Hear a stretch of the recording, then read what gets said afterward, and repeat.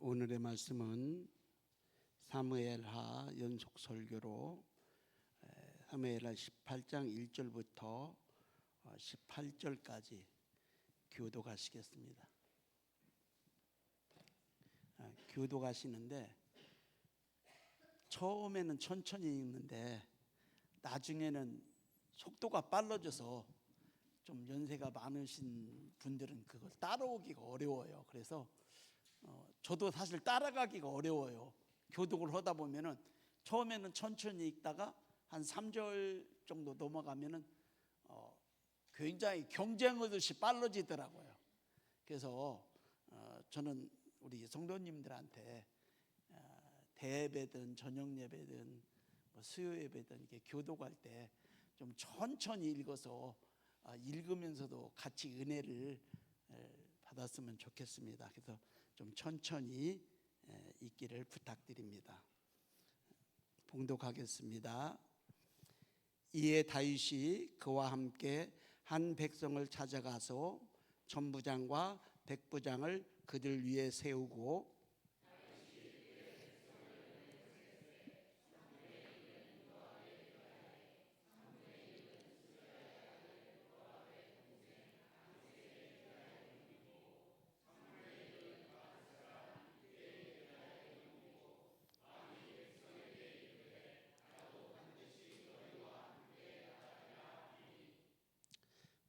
백성들이 이르되 왕은 나가지 마소서. 우리가 도망할지라도 그들은 우리에게 마음을 쓰지 아니할 터이요 우리가 절반이나 죽을지라도 우리에게 마음 쓰지 아니할 터이라. 왕은 우리의 만명보다 중하시오니 왕은 성읍에 계시다가 우리를 도우소서. 도우심이 좋으니이다 하니라.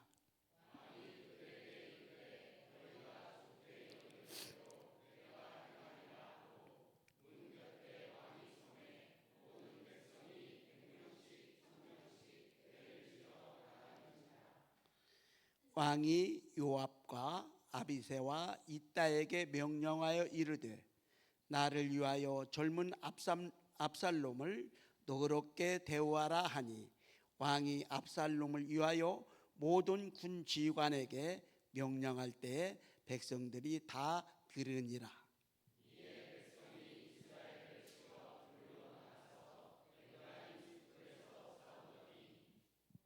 거기서 이스라엘 백성이 다윗의 부하들에게 패하매 그날 그곳에서 전사자가 많아 2만 명에 이르렀고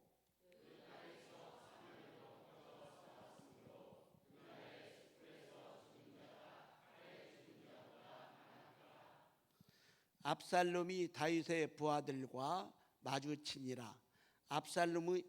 압살롬이 노새를 탔는데 그 노새가 큰 상수리 나무 번성한 가지 아래 지날 때 압살롬의 머리가 그 상수리 나무에 걸림에 그가 공중과 그 땅 사이에 달리고 그가 탔던 노새는 그 아래로 빠져 지나간지라.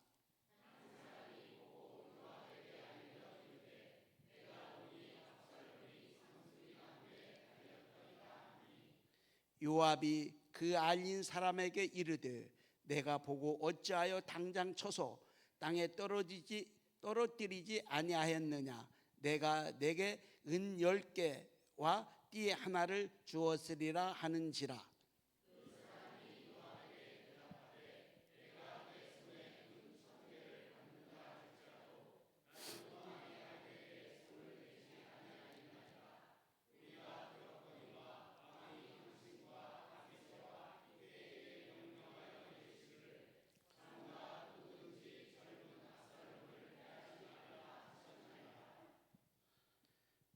아무 일도 왕 앞에 숨길 수 없으니 내가 만일 거역하면 그의 생명을 해앗더라면 당신도 나를 대적하였으리라 하니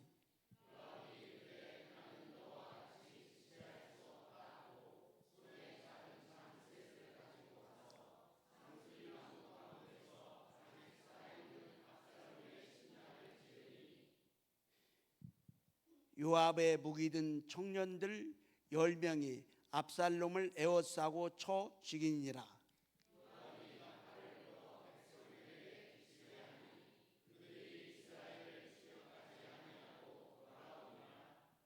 그들이 압살롬을 옮겨다가 숲을 가운데 큰 구덩이에 던지고 그 위에 매우 큰 돌무더기를 쌓으니라.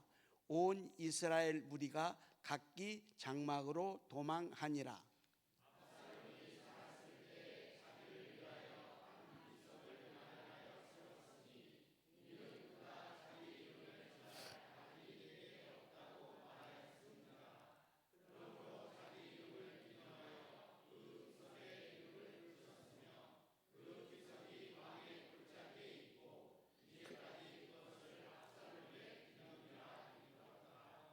아멘.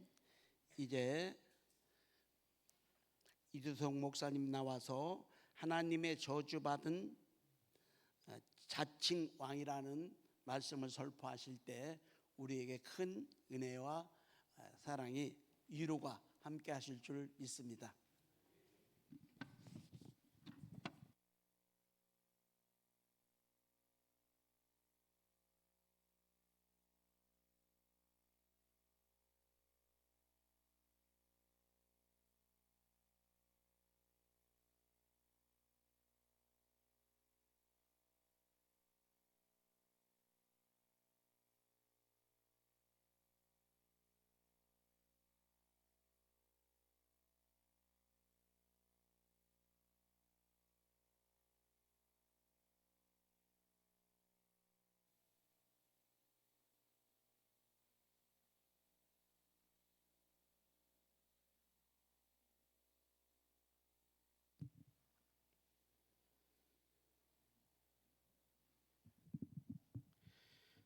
여러분들은 십자가를 바라보실 때 무슨 생각을 하십니까? 설마 아무 생각도 안 합니다라고 답하시진 않으시겠죠? 우리 주님 예수 그리스도께서 우리를 대신하여 우리의 모든 죄를 짊어지시고 죽으신 그 십자가를 바라보실 때 무슨 생각을 하십니까? 또 이제 다른 관점으로 똑같은 질문이지만 우리를 대신하여 죽으신 예수님을 생각할 때마다 우리는 어떻게 반응하는 것이 옳을까요? 간단하게 말해서 웃어야 할까요? 아니면 울어야 할까요? 다들 아무 생각이 없으신 것 같은데. 웃는다고 답하자니 우리를 대신하여 죽으신 그 위대한 죽음 앞에 경박스러운 것 같고, 울어야 한다고 답하자니 왠지 목사님이 뻔한 질문을 한 것 같지는 않고, 어느 분이 그러시는데 제가 질문을 하면 자기도 모르게 생각하는 능력을 총동원한다라고 하더라고요. 저는 그냥 질문만 던졌을 뿐인데, 어쨌든 정답을 맞추려고 하지 마시고 제가 지금 방금 말씀드린 이 질문을 한번 깊이 생각해 보시기 바랍니다. 우리는 십자가를 바라볼 때 어떤 반응을 보여야 되는지, 사실 그때마다 다르다라고 할 수 있겠죠. 웃어야 할 때 있고, 또 한편으로 이제 울어야 할 때, 그러니까 웃게 될 때가 있고 울어야 될 때가 있다라고 할 수 있습니다. 근데 그러면 기뻐해야 할 때 웃어야 한다라고 하는 근거는 또 뭐죠? 슬퍼하는 거는 죽음 앞에 누구나 할 수 있는 반응인데, 기뻐한다라고 하는 건 악인이 죽을 때 잘 죽었다라고 이제 말하는 것으로 그렇게 웃을 수 있잖아요. 우리 주님 예수 그리스도께서 참 잘 죽으셨죠. 맞나요? 오늘 말씀을 통해서 참 잘 죽으셨다라고 할 수 있는 그 예수 그리스도께 합당한 반응으로 영광을 올려드리시기 바랍니다. 그러면 이제 지난 말씀을 이제 간단하게 요약한 후에 이제 오늘 말씀으로 이제 이어가도록 하겠습니다. 압살롬이 이제 아히도벨로부터 이제 다윗을 공격하여서 승리할 수 있는 가장 좋은 계획을 듣고도 오히려 후세의 계략을 택했습니다. 다윗에게 더 유리한 이제 후세의 계략을 택했습니다. 성경은 이것을 여호와께서 압살롬에게 화를 내리시기 위한 것이라고 이제 말씀을 하셨죠. 그 결과 이제 후세는 사독과 아비아다를 통해서 다윗에게 피할 길을 이제 알려주었고 재정비할 시간을 이제 벌어주게 되었습니다. 이후에 압살롬은 이제 아마사를 군 지휘관으로 삼고 이제 길르앗 땅이라고 하는 곳에 이제 진을 치고 있었습니다. 이와 동시에 이제 다윗은 마하나임이라는 곳에 이르게 되고 그곳에서 이제 소바와 바르실레라고 하는 사람들에게 공궤라고 하는 것을 받으며 이제 쉬고 있었습니다. 오늘 말씀은 이어서 이제 안정을 찾은 이제 다윗이 자신과 함께한 사람들을 이제 군대로 편성하는 것으로 이제 말씀이 시작이 됩니다. 다윗이 드디어 압살롬을 먼저 공격할 생각을 이제 하게 된 것입니다. 자신과 함께하고 있는 백성들, 그 사람들 이제 그 위에 백부장이라고 하는 사람을 세우고 그리고 그 백부장은 100명을 관리한다라고 해서 백부장이고요. 그러니까 그 위에 이제 백부장들 위에 이제 천부장을 이제 세우게 됩니다. 그리고 그 위에 이제 요압과 아비새 그리고 가드 사람 이때라고 하는 사람을 군 지휘관으로 세우고 이제 그 위에 다윗이 이제 위치하는 그런 구조라고 할 수 있습니다. 여기서 이제 군 지휘관이 세 명이라고 하는 것은 부대를 총 셋으로 이제 나누었다라는 것입니다. 그리고 그 위에서 이제 다윗이 함께 전쟁에 참여하려고 하였는데 백성들이 이제 이것을 말리고 거부하였습니다. 왜냐하면 너무 위험하기 때문에 당신은 우리에게 너무나 중요한 사람이기 때문에 혹시 우리가 전쟁에서 이제 패하여서 도망하게 된다면 적군은 오로지 당신 다윗을 이제 죽이는 것만 생각할 것이기 때문에 왕은 이제 성에 남아 계셨다가 이제 우리들을 도와달라라고 이렇게 요청을 합니다.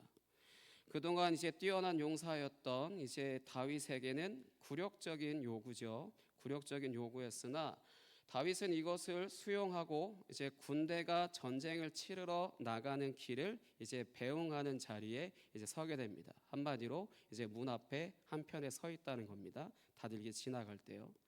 하지만 그럼에도 이제 이레베도 총사령관이었기 때문에 한 가지를 이제 공적으로 명령을 내리게 됩니다. 오늘 본문 4절과 5절 같이 읽어보도록 하겠습니다. 오늘 본문 말씀 4절과 5절입니다.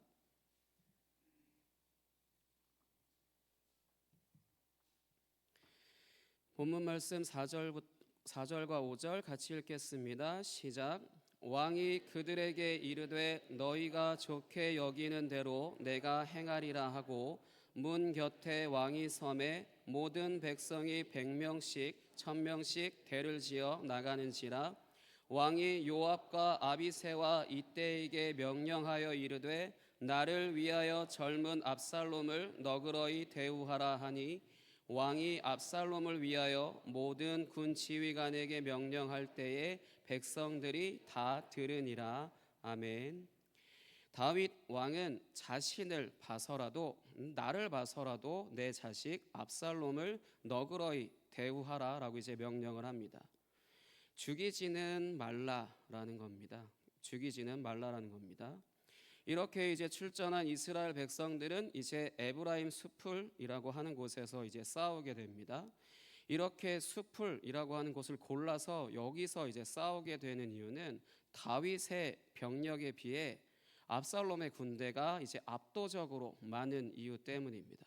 저는 전쟁 경험이 없어서 잘 모르겠지만 이제 전쟁에서 승리한 경험이 많은 자들이 이제 선제 공격을 가하는 것으로 이제 그 병력의 차이를 좁히려고 하는 그런 계략이라고 할 수 있습니다.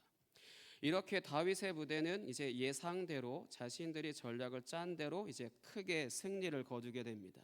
7절과 8절로 확인해 보도록 하겠습니다. 본문 7절과 8절입니다. 같이 읽겠습니다. 시작. 거기서 이스라엘 백성이 다윗의 부하들에게 패하매 그날 그곳에서 전사자가 많아 2만 명에 이르렀고 그 땅에서 사면으로 퍼져 싸웠으므로 그날의 숲풀에서 죽은 자가 칼에 죽은 자보다 많았더라. 아멘. 다윗의 군대가 승리할 수 있었던 이유는 부대를 셋으로 나누었기 때문입니다. 8절에 보시면 그 땅에서 사면으로 퍼져 싸웠으므로라고 이제 기록이 되어 있는 것은 다윗이 셋으로 나눈 부대가 이제 전쟁을 치르다가 그 지역 전체로 이제 퍼져 나간 것을 이제 의미하는 것이고, 압살롬의 많은 병력들이 이로 인하여서 흩어지게 되죠. 아무리 많은 수가 모여 있다 하더라도 그 모인 수가 흩어지게 되었기 때문에 전쟁에 능한 다윗의 군대가 당연히 큰 승리를 거둘 수밖에 없었던 것입니다. 그러면 이렇게 패배한, 뭔가 되게 시시하게 전쟁이 끝났죠. 이렇게 패배한 압살롬은 어떻게 되었을까요? 이 전쟁에 굉장히 시시하게 패배하게 돼버린 압살롬은 어떻게 되었을까요? 본문 9절 같이 읽겠습니다. 시작. 압살롬이 다윗의 부하들과 마주치니라. 압살롬이 노새를 탔는데 그 노새가 큰 상수리 나무 번성한 가지 아래로 지날 때에 압살롬의 머리가 그 상수리 나무에 걸림에 그가 공중과 그 땅 사이에 달리고 그가 탔던 노새는 그 아래로 빠져나간지라. 아멘. 압살롬은 노새를 타고 이제 도망을 치고 있었습니다. 이 노새라고 하는 것은 당시에 다른 평범한 말들보다는 조금 더 빠른 말이었기 때문에 압살롬이 이제 작정하고 이제 도망을 치고자 한다라면은 그 누구도 이제 잡을 수가 없었습니다. 허나 우습게도 상수리 나무에 압살롬의 자랑이었던 머리카락이 직모였는지 압살롬의 자랑이었던 머리카락이 걸리게 되고 이제 이 노새는 압살롬을 버리고 이제 그대로 그곳을 빠져나갑니다. 하늘과 땅 사이에 그냥 대롱 이제 매달리게 되었습니다. 압도적인 병력을 가지고 있고 심지어 노새를 타기까지 하는 정도로 전쟁터 안에서 굉장히 우월한 위치에 있었음에도 불구하고 나뭇가지에 머리카락이 걸려버리는 어처구니 없는 일이 벌어져서 이제 생사의 기로에 놓여 있습니다. 하늘과 땅 사이에 대롱대롱 매달려 있어서 이제 생사의 기로에 이제 놓여 있는 것입니다. 이때 이 장면을 본 어느 한 사람이 요압에게 이제 이렇게 보고합니다. 10절입니다. 같이 읽겠습니다. 시작. 한 사람이 보고 요압에게 알려 이르되 내가 보니 압살롬이 상수리 나무에 달렸더이다 하니. 아멘. 압살롬이 나무에 달렸습니다. 이렇게 보고했습니다. 압살롬이 나무에 달렸습니다. 여기서 혹시 누군가 생각나지 않으세요? 반드시 생각이 나셔야 되는데요. 누군가 지금 답을 말씀하셨습니다. 반드시 누군가 생각이 나셔야 합니다. 압살롬이 나무에 달렸습니다 라고 하는 이 표현에 바로 우리가 반사적으로 이제 누군가를 이제 생각을 하게 되는데 반드시 생각하셔야 됩니다. 근데 누군지 모르겠다라는 표정들이 다수이신 것 같은데요. 잠시 후에 이제 그 누군가에 대해서 말씀을 드리도록 하겠습니다. 그러니까 계속해서 이제 이런 보고를 받은 요압은 이제 다윗 왕이 공식적으로 명령을 내려서 누구나 다 알고 있는 내용, 온 백성이 있는 데서 이제 명령을 내렸죠. 누구든지 젊은 압살롬을 너그러이 대하라. 함부로 대하지 말고 너그러이 대하라라고 하는 이 명령을 어기고 자신이 직접 이 압살롬의 심장을 찌르고 그리고 요압의 부하들은 이제 압살롬을 쳐서 이제 죽이는 것에 동조를 합니다. 이것도 명백한 반역이죠. 분명히 왕이 모든 사람들이 듣는 데서 압살롬을 죽이지는 말라라고 이제 명령한 것을 대놓고 어긴 것입니다. 이렇게 압살롬을 죽인 요압은 이제 나팔을 불어서 이제 더 이상 군사 행동을 하지 않게 했고 압살롬의 시체를 이제 구덩이를 파서 그곳에 던져버리고 이제 그 위에 돌 무더기를 쌓아서 이제 세워 놓았습니다. 이렇게 압살롬의 반역은 굉장히 시시하게 김 빠지게 이제 어처구니 없이 끝이 나게 됩니다. 압살롬은 왜 이런 어처구니 없는 개죽음을 당했을까요? 압살롬은 왜 이렇게 허무하게 자신의 머리카락이 걸려서 전쟁터에서 이렇게 허무하게 죽었을까요? 분명히 승리할 수 있는 좋은 계략을 두고 이제 다윗에게 유리한 이제 계략을 선택하는 것으로 자기 자신에게 스스로 화를 자초하고 전쟁에서 패하고 도망하는 길에 이제 노새를 타고 있기 때문에 누구에게도 잡힐 리가 없는데도 자신의 상징이라고 할 수 있는 머리카락이 나뭇가지에 걸리는 어처구니 없는 일은 왜 벌어진 걸까요? 우연히? 그것은 압살롬이 나무에 달렸다라는 것이 이제 그 답을 알려줍니다. 말씀 찾아보겠습니다. 신명기 21장 22절과 23절입니다. 신명기 21장 22절과 23절입니다. 앞에 스크린을 참고하시고요. 찾으실 분들은 신명기 21장 22절과 23절입니다.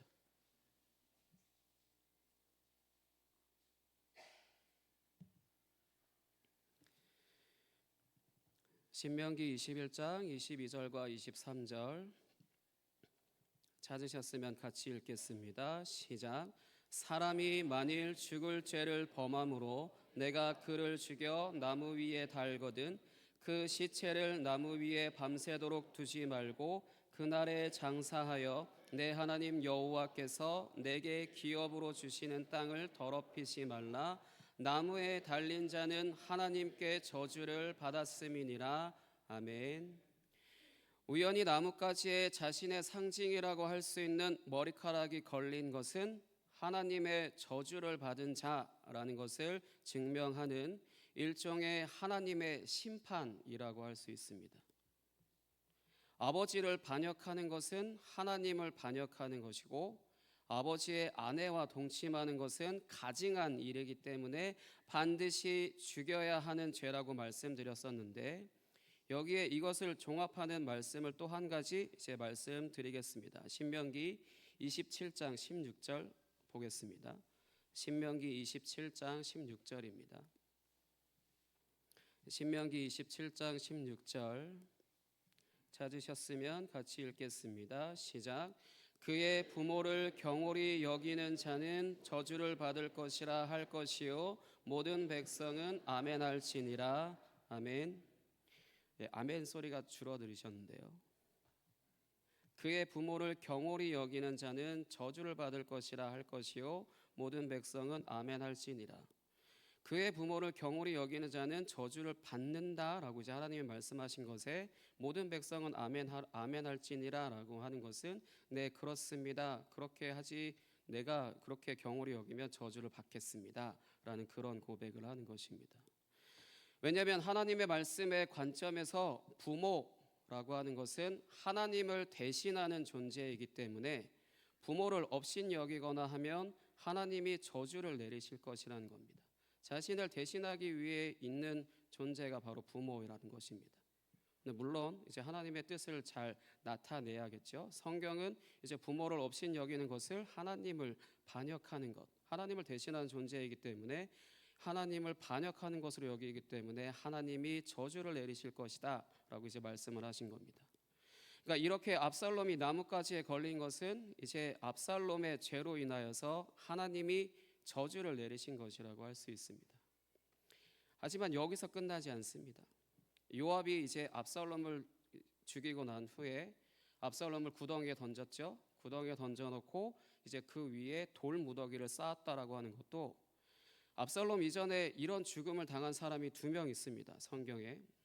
그 중에 한 명을 소개해드리자면 여호수아가 이제 가나안 땅을 정복할 당시 적군이었던 아이성의 군주였습니다.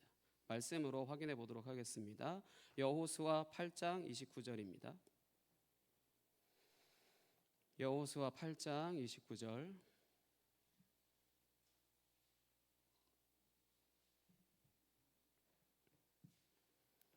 여호수아 8장 29절 같이 읽겠습니다. 시작.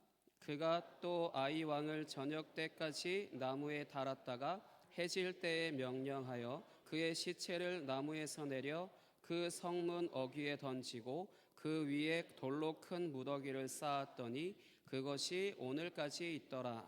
아멘. 이 아이 왕의 죽음과 이제 압살롬의 죽음을 동일시하는 것은 아이 왕이 여호와의 군대를 대적한 것과 같이 압살롬의 지금껏 행보가 여호와를 대적한 것이라는 것을 이제 말씀하고 있는 것입니다.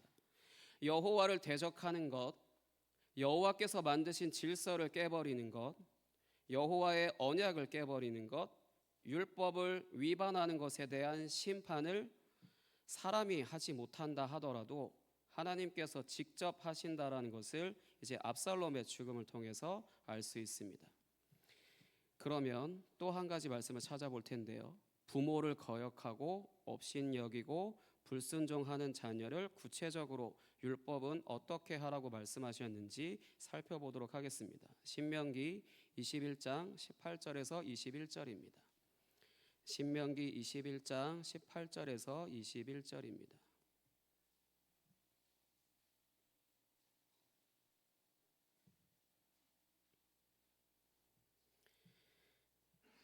신명기 21장 18절에서 21절,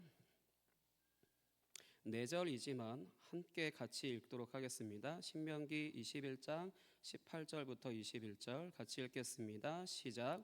사람에게 완악하고 패역한 아들이 있어 그의 아버지의 말이나 그 어머니의 말을 순종하지 아니하고 부모가 징계하여도 순종하지 아니하거든 그의 부모가 그를 끌고 성문에 이르러 그 성읍 장로들에게 나아가서 그 성읍 장로들에게 말하기를 우리의 이 자식은 완악하고 패역하여 우리 말을 듣지 아니하고 방탕하며 술에 잠긴 자라 하면 그 성읍의 모든 사람들이 그를 돌로 쳐 죽일지니 이같이 내가 너희 중에서 악을 제하라 그리하면 온 이스라엘이 듣고 두려워하리라.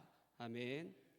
불순종하는 아들을, 패역하고 이제 완악하여 불순종하는 아들을 오늘날로 치면요, 광화문 광장 같은 곳으로 이제 데리고 가서 그곳에 있는 장로들에게 내 자식이 완악하고 패역하여서 말도 듣지 않고 방탕하고 또 술에 쩔어서 산다라고 이제 말을 하면 그곳에 있는 모든 사람들이 모두 돌을 하나씩 들고 와서 그 자식을 돌로 쳐서 죽이는 겁니다.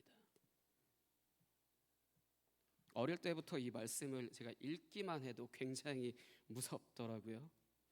주변에 있는 모든 사람들이, 그러니까 지금 여러분들이 돌 하나씩 들고 이제 저를 죽이려고 온다, 이것과 거의 똑같다라고 할 수 있는데 얼마나 상상만 해도 이제 무섭겠어요. 어려서부터 이 말씀만 읽을 때마다 굉장히 무섭던데 이때 태어나지 않은 것이 참 감사했습니다. 이 당시에 태어나지 않은 것이 정말로 감사했습니다.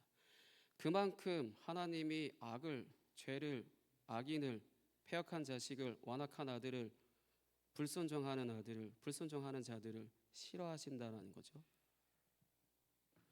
하나님은 지금 이렇게 완악하고 패역한 아들을 자신이 말씀하신 대로 이제 돌로 쳐서 죽게 하셨습니다. 나무에 걸려 저주를 받은 자라는 것을 입증하시고 시체 위에 돌 무더기를 쌓아서 이제 패역하고 완악한 아들을 쳐서 죽이는 심판을 행하신 것을 이제 입증하신 것입니다.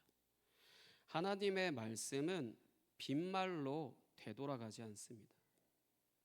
하나님의 말씀은 빈말로 되돌아가지 않습니다. 협박이 아니라는 겁니다. 그냥 빈말로 그냥 협박하듯, 오늘 말로 속된 말로 공갈이라고 하죠. 전혀 그런 것이 아니라는 것입니다. 빈말로 돌아가지 않습니다. 반드시 말씀하신 대로 됩니다. 그렇기 때문에 충분히 두려워해야 하는 분입니다. 정말로 사랑의 하나님이시지만 정말로 공의의 하나님이시다라는 것, 구약 성경에서는 정말로 분명하고 선명하게 확실하게 드러내고 계십니다. 그래서 여호와를 경외하라라고 이렇게 말씀을 하실 수 있는 것입니다. 완전한 사랑이시고 또 완전한 공의이시기 때문에 경외함, 두려워한다라고 하는, 그렇게 충분히 그렇게 할 수 있는 분이다라는 것이죠. 그러니까 이러한 것을 기념하듯이 이제 본문 18절에는 압살롬이 살아있을 때 세웠던 이제 기념비를 언급하면서 이 기념비를 보면서 이제 이 압살롬이 하나님의 저주를 받은 자칭 왕이었다라는 생각을 하게 만드는 것으로 이제 이 단락이 끝을 맺습니다. 맞는 말이죠. 압살롬이 자기 스스로 왕이 되고자 이제 아버지를 반역하였고 그 아버지의 후궁들을 욕보이는 것으로 아버지는 선한 왕이라고 한다면 나는 악한 왕이야라는 식으로 이제 다윗과는 다르게 폭군임을 이제 드러내면서 다윗을 이제 죽음으로 몰고 갔지만 다윗을 택하신 여호와 하나님께서 직접 말씀하신 대로 저주를 내리시고 돌로 쳐서 이제 죽게 하신 것입니다. 자신의 뜻을 이루시기 위해서요. 우리는 이 압살롬의 죽음을 통해 어느 한 사람을 이제 떠올리게 됩니다. 그래서 아까 말씀드렸죠. 아까 여쭤봤죠. 어느 누구 한 사람 생각나는 사람 없는지 말씀드렸죠. 유대인들에게는 신성 모독의 죄로 인하여서 하나님의 저주를 받아서 나무에 달렸다라는 생각이 나게 하고 유대인들에게는 신성 모독의 죄로 인하여서 하나님의 저주를 받아서 나무에 달렸다라는 것이 생각이 나게 하고 로마 사람들에게는 그리스도라고 이제 칭함을 받는 반역죄로 인해서 수치와 모욕의 상징인 십자가형에 처해졌다고 하는 예수님이 떠오르게 됩니다. 압살롬이 나무에 달렸다라고 하는 그 표현에서부터 시작해서 유대인들에게는 신성 모독의 죄로 하나님의 저주를 받아서 나무에 매달렸다. 그리고 로마 사람들에게는 황제에게만 칭하는 그리스도라고 하는 그런 칭호가 붙여지는 것으로 반역죄로 인해 수치와 모욕의 상징인 십자가형에 처해졌다라고 하는 예수님이 떠오르게 됩니다. 압살롬의 죽음을 통해서요. 말씀 찾아보겠습니다. 요한복음 19장 20절과 21절입니다. 요한복음 19장 20절과 21절입니다.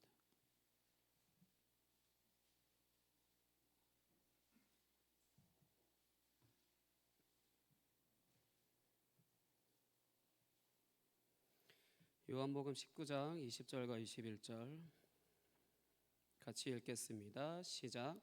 예수께서 못 박히신 곳이 성에서 가까운 고로 많은 유대인이 이 패를 읽는데 히브리와 로마와 헬라말로 기록되었더라.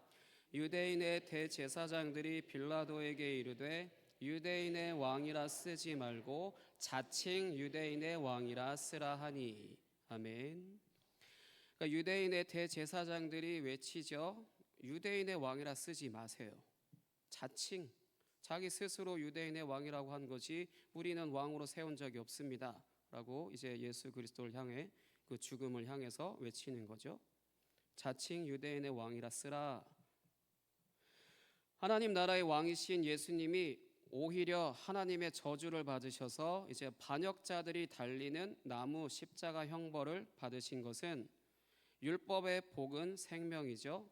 하지만 율법의 저주는 죽음이기 때문에 이 저주를 몸소 당하시는 것으로 이제 곧 성령을 통하여서 임할 하나님 나라, 그 하나님 나라에는 이런 저주가 없다라는 것을 이제 나타내는 것이라고 할 수 있습니다. 여기서 질문, 오늘날에도 저주가 있을까요? 남을 저주한다고 해서 저주가 걸리거나 뭐 어떤 저주 걸린 지역이 있다라거나 그런 것들이 있을까요?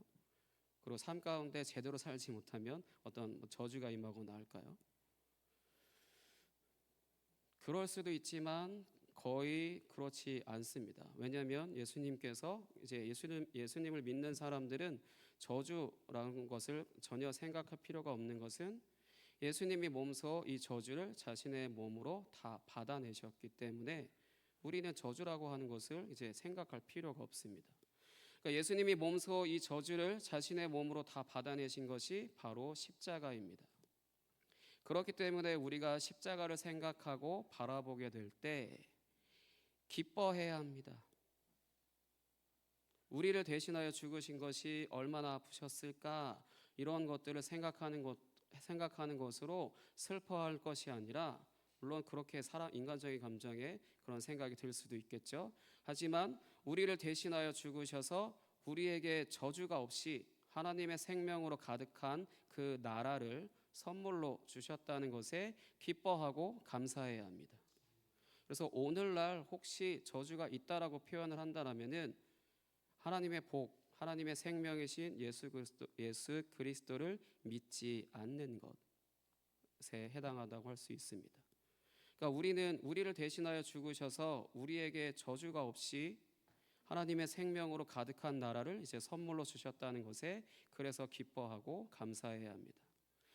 하나님이 다윗을 세우셔서 다스리시는 나라 안에서 이제 반역하고 폭력적인 방식으로 질서를 심각하게 훼손한 사탄적인 존재인 압살롬을 이제 직접 심판하셔서 나라의 샬롬, 그 나라의 평화를 이제 다시 회복하시라고 하신 것처럼 예수 그리스도를 통하여 다스리실 하나님 나라는 이 자체로 샬롬의 나라, 평화의 나라인 것을 나타내시기 위해 하나님의 아들이 이 저주의 근원이라고 할 수 있는 죄를 짊어지시고 대신 죽으시는 것으로 승리하셨음을 보이신 것이 바로 십자가입니다. 그래서 사람들이 압살롬의 기념비를 볼 때 이것을 압살롬의 기념비를 보는 사람들은 이제 이 사람은 하나님의 저주를 받은 사람이야. 그 자신을 위해서 기념비를 세웠지만 이제 그것이 계속 남아 있는 것을 이후에 있는 사람들이 볼 때 이 사람은 하나님의 저주를 받은 사람이야라고 이렇게 조롱한다고 한다면은 예수님의 십자가 사건 역시 유대인들은 신성 모독으로 인해서 하나님의 저주를 받은 사람이야라고 이렇게 그 십자가를 통해 예수님의 십자가를 그렇게 보고 또 로마 사람들은 이제 반역하더니만 이제 반역죄인으로 처형됐다라고 하는 것을 이제 조롱하겠지만 우리는 이 십자가 사건을 알고 있는 우리는 그 십자가를 볼 때마다 우리가 더 이상 저주 가운데서 살고 있지 않다라는 것을 기억해야 합니다. 압살롬이 나무에 달렸을 때 하늘과 땅 사이에 이제 매달렸다라고 하는 것처럼 예수님의 십자가 사건은 이제 예수님도 하늘과 땅 사이에 이제 매달리신 것인데 예수님의 십자가 사건은 하늘과 이 땅을 연결하는 매개체가 되어서 우리로 하여금 하늘 안에서 하나님 나라 안에서 이제 살 수 있게 된 것입니다. 예수님이 하늘과 땅 사이에 매달렸다라고 하는 것은요. 그러니 사랑하는 성도 여러분, 우리가 살아가는 이 땅에서의 삶은 이제 죽음을 향하고 있다고 하더라도 예수님께서 선물로 주신 하나님 나라 안에서 이미 주신 그 영생인 하나님의 생명을 누리며 살 수 있게 해주셨습니다. 우리는 죽음 가운데 가고 있다 하더라도 이제 이미 우리에게 주신 그 선물, 하나님 나라를 선물로 주신 것으로 저주가 없는 그 땅에서 이제 이미 살기 시작한 것입니다. 이것을 기억하시고 이것으로 인해 이제 내가 죽어서 가는 천국을 바라보지 마시고 이미 우리에게 임한 하나님 나라를 바라보시기 바랍니다. 예수님의 십자가를 생각할 때마다 내가 가게 될 천국을 바라보셔서 시간 낭비하지 마시고 오늘 내가 이미 들어가서 살고 있는 그 하나님 나라를 바라보시기 바랍니다. 이 시간 함께 같이 찬양하고 기도하도록 하겠습니다. 예수님께서 우리를 대신하여 희생하신 그 희생을 기억할 때 우리가 어떤 고백을 주님께 드리는지 함께 찬양으로 영광 올려드리도록 하겠습니다.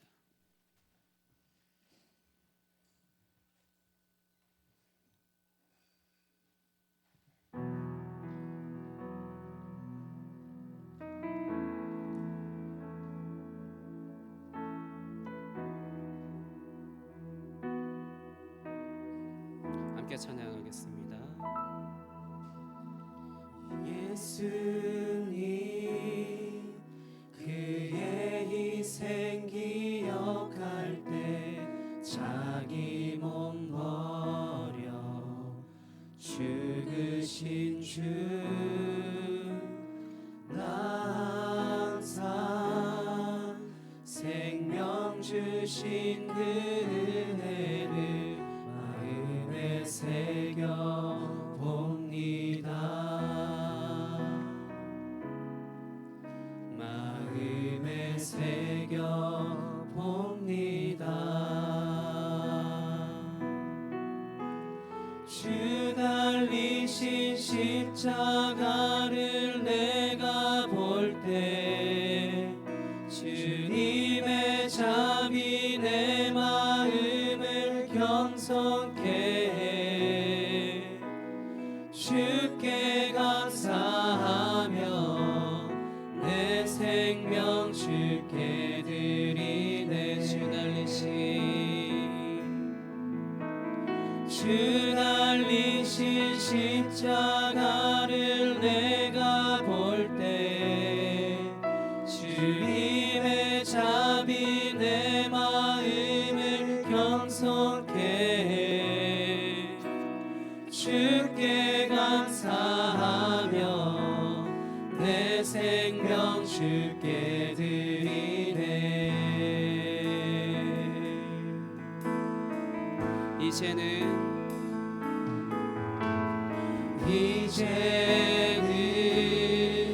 저 높은 곳에 앉으신 하늘과 땅에 왕 되신 주,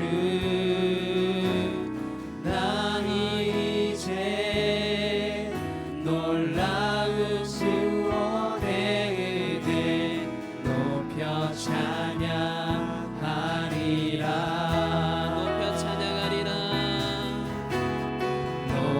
찬양하리라.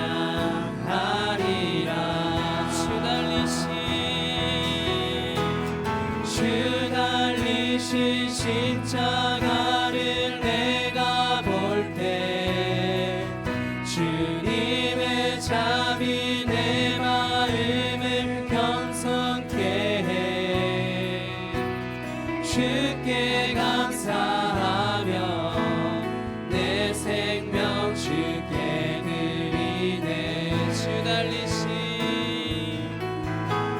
주 달리신 십자가를 내가 볼 때 주님의 자비 내 마음을 경성케 해 주께 감사하며 내 생명 주께 드리네.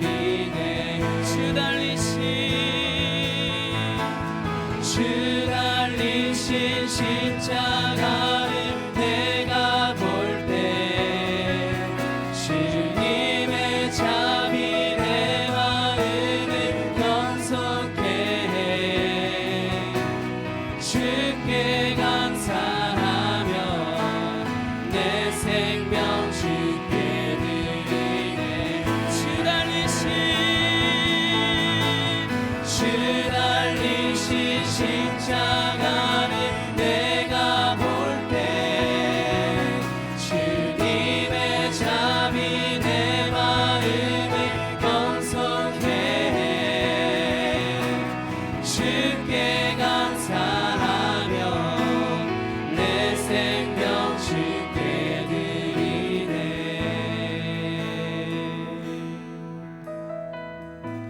감사드리리.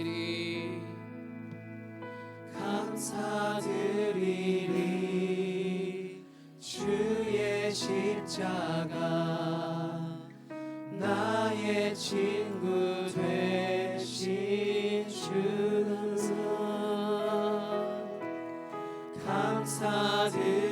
감사드리리.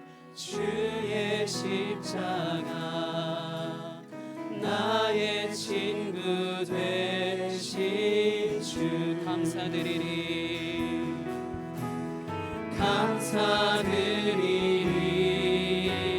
주의 십자가 나의 친구 되신 주, 감사드리리.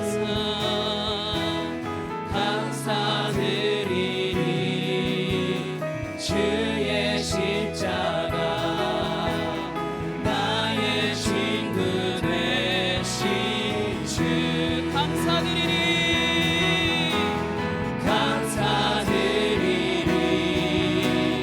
주의 십자가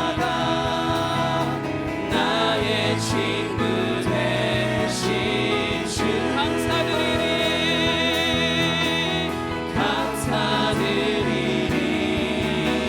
주의 십자가 나의 친구 되신 주, 달리신 십자가를 내가 볼 때 주님의 자비 내 마음을 경성케 해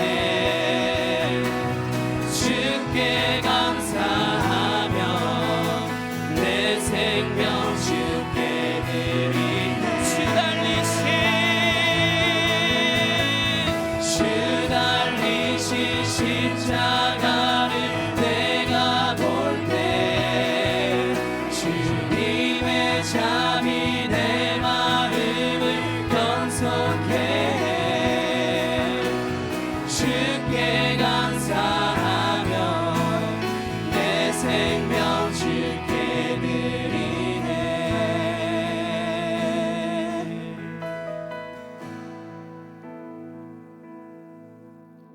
주 달리신 십자가를 내가 볼 때 주님의 잠이 내 마음을 경성케 해 주께 감사하며 내 생명 주께 드리네. 내 생명 주께 드리네.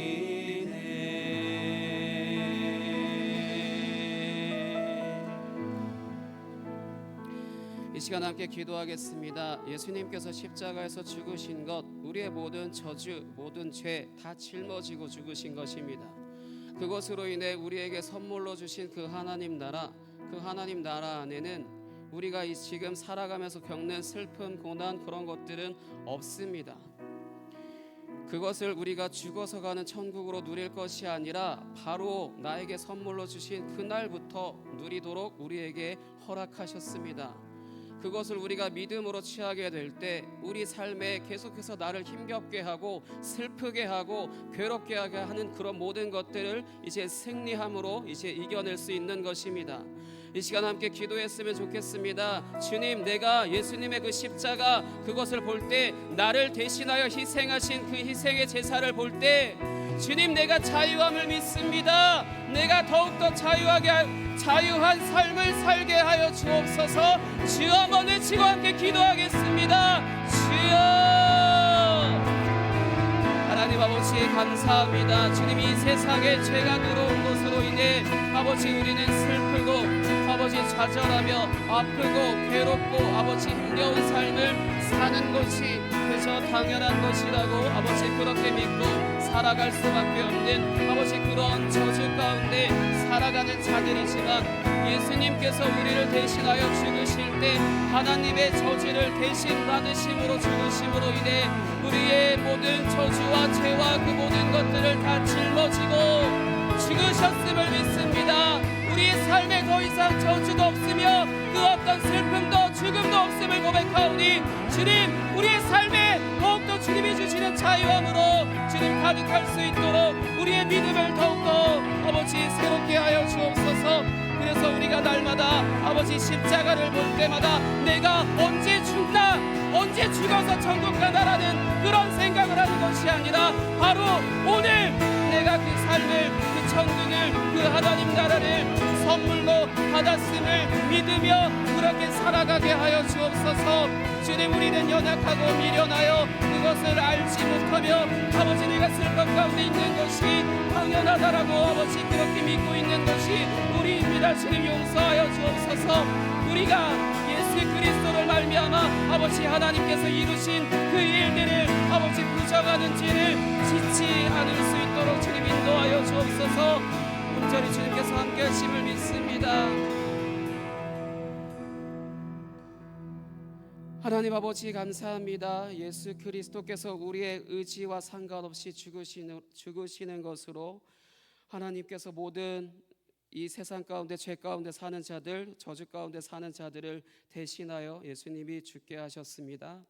그래서 오직 우리는 하나님 나라 안에서 기쁨과 감사로 날마다 십자가를 바라보게 될 때마다 내 안에 이미 하나님 나라를 선물로 주셨음을 아버지 믿는 그 믿음으로 살아가게 하신 것 감사합니다.